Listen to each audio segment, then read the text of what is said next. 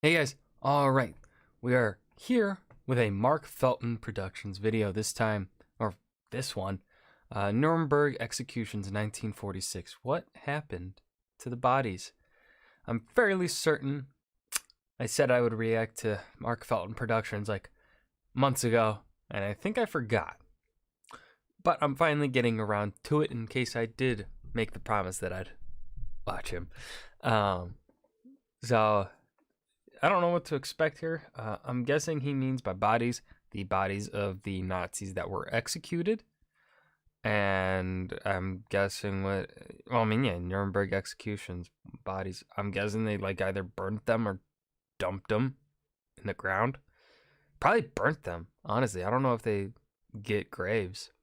So let's find out.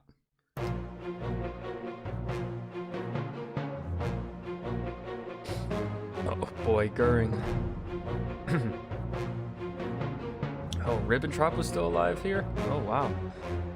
The International Military Tribunal, the IMT, convened in the ruined city of Nuremberg on the 20th of November 1945 to sit in judgment on the surviving leaders of Nazi Germany. The trial continued until the 1st of October 1946, when the judgments were handed down. Of the 24 defendants, 11 were sentenced to death by hanging.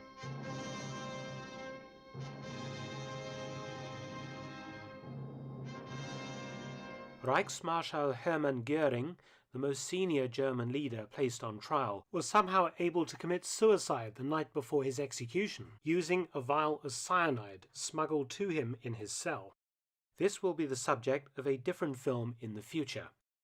The remaining What's crazy about Goering is that, and honestly kind of terrifying, is he was like a drug addict, I believe, and he was pretty much incompetent, I would say,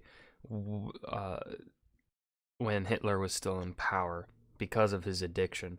But then through these Nuremberg trials, they took him off his drugs, right? And so his mental capabilities pretty much came back. And I think at one stage he completely embarrassed one of the attorneys that were, against him during the trial or whatever. Like he was able to talk circles around them or something like that. I think that's what happened. I heard that one time. I think in a video I've reacted to in the past. I can't remember. But yeah, it's honestly kind of terrifying, in my opinion. Just like,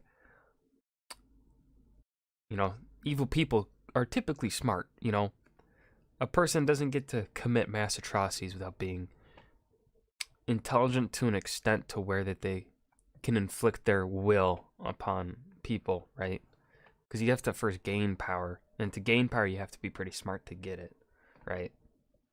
I mean, back to what the video is about. 10 were all duly hanged by a special team of US Army executioners, using 2 gallows constructed in the Nuremberg Palace of Justice's gymnasium. They were Wilhelm Keitel, Field Marshal and former chief of the German Armed Forces; Joachim von Ribbentrop, Hitler's foreign minister; Dr. Ernst Kaltenbrunner, SS Obergruppenführer and chief of the Reich Main Security Office; Alfred Rosenberg, head of the Reich Ministry of the Occupied Eastern Territories and a major National Socialist theorist; Dr. Hans Frank, head of the General Government of Occupied I think I've heard of Poland; this guy. Wilhelm Frick, Reich Minister of the Interior and then Governor of Occupied Czechoslovakia; Julius Streicher, publisher of the Nazi Party newspaper Der Stürmer; Fritz Sauckel, General Plenipotentiary for Labour Deployment; Alfred Jodl, Colonel General and Chief of the Operations Staff of the Armed Forces High Command; and Arthur Seyss-Inquart, Reich Kommissar of the occupied Netherlands. The executions were botched, resulting in several cases of slow death by strangulation of up to 28 minutes instead of broken necks, and several of the condemned smashed their heads on the trapdoor of one of the gallows as they fell, the opening being too small. I mean, they're Nazis. They kind of deserve it. I'm not going to feel bad for them. I'm just thinking of it in the aspect of, like, if I had to go through that, I want it to be fast, but no, they deserve it slow. Master Sergeant John C. Woods conducted the hangings, assisted by Sergeants Joseph Malta and Billy Ford, all members of the 68th 50th Internal Security Detachment at Nuremberg. Woods was a controversial character, discharged from the U.S. Navy in 1930 after being diagnosed with constitutional psychopathic inferiority. He had falsely claimed hangman experience and was selected as an army executioner during the war, hanging 34 American soldiers in France in 1944-45. Internal reports suggested that Woods bungled at least 11 executions of convicted U.S. servicemen before he arrived at Nuremberg. And this is normally where the story of Nuremberg ends, with the executions on the 16th of October 1946. But what happened to the bodies of the Nazi leaders? What happened to the contents of their cells and their personal property held in storage at Nuremberg?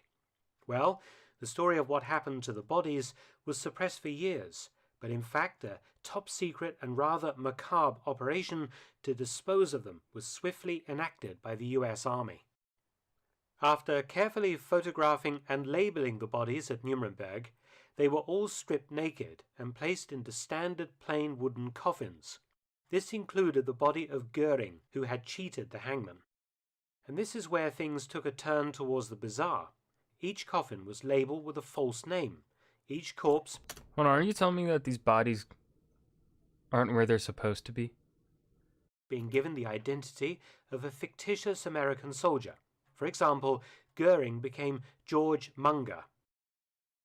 On the morning of the 17th of October 1946, the 11 coffins were loaded aboard U.S. Army trucks under the command of a military police battalion that formed part of the Nuremberg Trials Guard Force. A 12th empty coffin was added to the trucks, the reason soon becoming clear.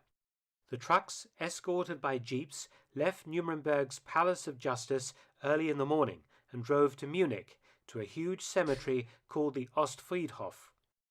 The trucks pulled up outside the cemetery's crematorium, built in 1929. The crematorium staff were informed that the remains of 12 American soldiers who had been killed in action in 1945 had been recovered from the battlefield. In accordance with their families' wishes, they were to be cremated. The crematorium was surrounded by heavily armed U.S. soldiers, while the cremations were underway, watched over by several officers. It took all day to complete the cremations. The ashes of each war criminal was placed into urns, carefully labeled with their false American identities. At the conclusion of the operation, the urns were loaded aboard a truck and driven under escort to U.S. Army Mortuary No. 1 at 25 Heilmannstrasse in Munich, otherwise known as the Villa Oberhummer, the attractive white house of a wealthy textiles manufacturer that had been commandeered by the U.S. Army. Next came the disposal of the ashes. Not far from the villa is the Venzbach, a small tributary stream of the river Isar that runs through Munich. On the 17th of October, U.S. soldiers took the urns. This is weird. Why are they... I don't understand the reasoning behind, like, why not just burn them and then dump the ashes?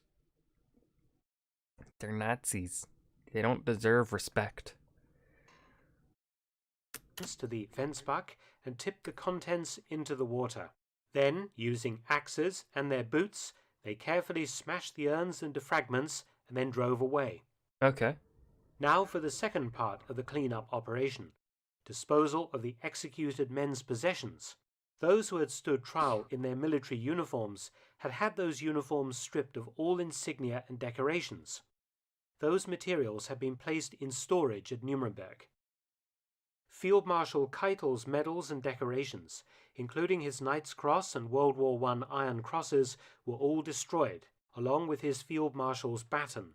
Strangely, his 2 golden party badges were retained, though the swastikas were defaced, before being handed over to the finance director of the U.S. occupation zone in Germany for sale to help offset the cost of the executions, which had run to some $4,500.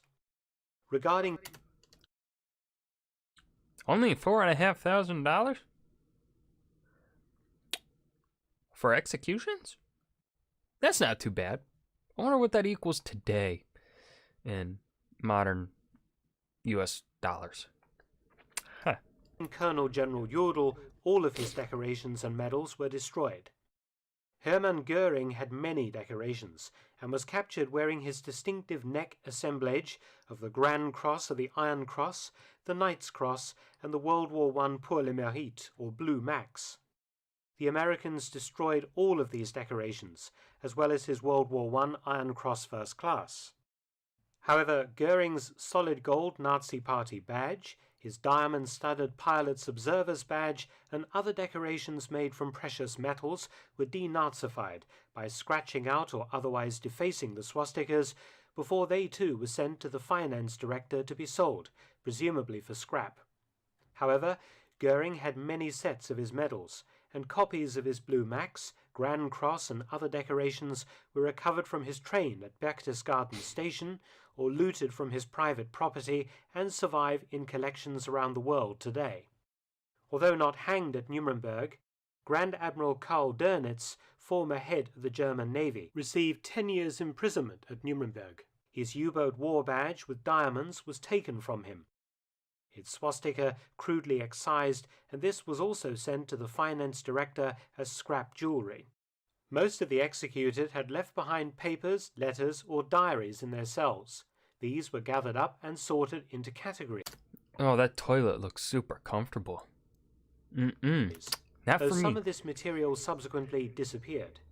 All uniforms in storage bearing Nazi insignia were burned. All other clothing, personal possessions, and less precious jewelry were turned over to the relatives of the executed, along with any cash up to 1,000 Reichsmarks. All other cash and precious stones went to the finance directorate. One man was missing from the cremations in October 1940. Okay, this is interesting. There's been constant mention of every single thing with the Nazi symbol or Nazi symbolicism, whatever the fuck the word is being burnt or defaced or destroyed. This is very interesting and I find it kind of weird because, especially in Germany in 1946, with how, there was plenty of Nazi symbolism throughout the country. So why are they destroying this stuff specifically? Because there's absolutely no way that they can destroy it all and wipe it away, as if, wipe away the Nazi symbol and Nazi other symbols and whatnot. There's no way that they can successfully wipe it all out. So why are they going through the effort of wiping it out here? Because even back then, there certainly should have been like collectors that would pay money for that stuff, because it is part of history. So there is a purpose to it existing as a means of education and what, like, hey, this is what the symbol looks like. This is what they wore. This shows the wealth and extravagance of the officers or whatever, I mean, I guess you also don't want them to get into the wrong hands of obviously post World War II Nazis are called neo-Nazis, blah, blah, blah. You don't want it to get into the hands of post World War II Nazis, because they can use that obviously as symbols to further their hatred. But yeah, it's kind of, I don't know. I just find it a little weird that they're destroying all this stuff for, like, I feel like no real reason. I mean, I guess if they're trying to sell the material and stuff, people aren't going to really want to buy something with a Nazi symbol on it in 1946, really. I guess. So maybe it helps them sell it off a lot better. Makes it easier to sell without the symbol, which in that case I can see it, but burning the uniforms and stuff, I don't know. Let me know what you think in the comments. Let me know if I'm just talking out my ass. 46. Robert Ley had been head of the German Labour Front under Hitler. The American psychologist at Nuremberg, Dr. Douglas Kelly, thought that Lai was mentally ill, but before further tests could be made, Lai managed to hang himself in his cell on the 24th of October 1945. The body was cremated, but in a bizarre move, Dr. Kelly had Lai's brain smuggled out of the prison for study. What? And a section of Lai's brain tissue was found among Kelly's papers in 2013, long after he also killed himself in 1958. Are you sitting up straight? Thanks to my upright, it reminds me to sit up straight, which I guess means... What Thanks the for fuck? watching. Please subscribe and share. Oh, you're just gonna end it there with the brain tissue? What the fuck? What? Why did he have the brain tissue? What for? Why did he kill himself?